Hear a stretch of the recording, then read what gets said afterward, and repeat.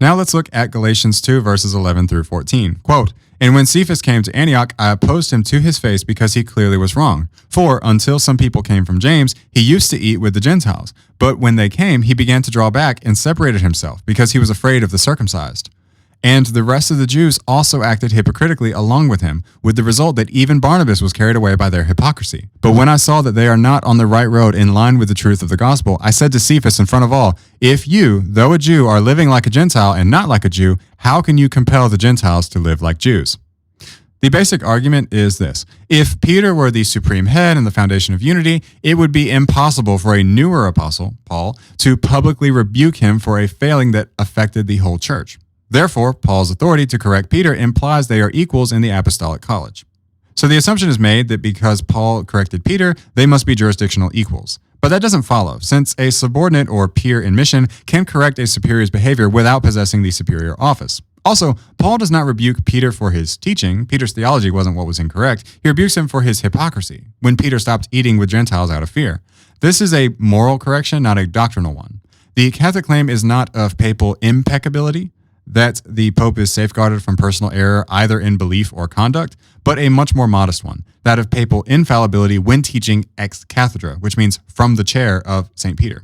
Section 890 of the Catechism puts it this way, quote, "The mission of the magisterium is linked to the definitive nature of the covenant established by God with his people in Christ. It is this magisterium's task to preserve God's people from deviations and defections and to guarantee them the objective possibility of professing the true faith without error. Thus, the pastoral duty of the magisterium is aimed at seeing to it that the people of God abides in the truth that liberates. To fulfill this service, Christ endowed the church's shepherds with the charism of infallibility in matters of faith and morals. The exercise of this charism takes several forms."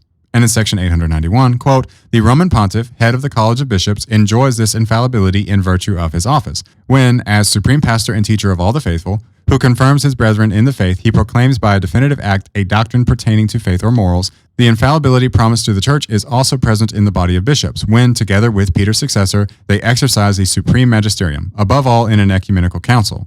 When the church, through its supreme magisterium, proposes a doctrine, for belief as being divinely revealed and as a teaching of Christ, the definitions must be adhered to with the obedience of faith. This infallibility extends as far as the deposit of divine revelation itself." Notice, there's nothing said in regards to their personal character. It's certainly unfitting for a pope to act in an incorrect manner, but doing so doesn't negate the authority they carry per their office.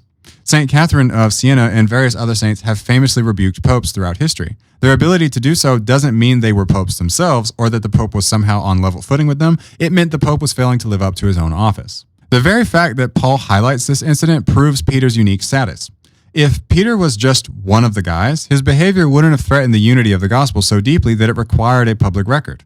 Paul rebukes him because Peter's example is the one everyone else follows. Quote, "And the rest of the Jews also acted hypocritically along with him, with the result that even Barnabas was carried away by their hypocrisy."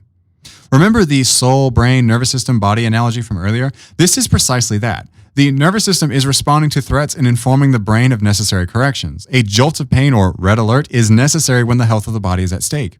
The bulk of the anti-papacy argument from Galatians 2 comes from conflating the papacy with sinlessness or constant perfection. But the papal claim is about the stability of the office in defining faith, not personal sanctity of the man. If Peter being wrong about a meal at Antioch proves he isn't the pope, then Peter denying Christ 3 times proves he wasn't an apostle. The point being, Christ chose a man he knew would fail personally to show that the rock is held up by divine promise, not human merit. Paul's correction actually validates the Petrine office. It shows that the truth is the standard to which even the first must be held accountable.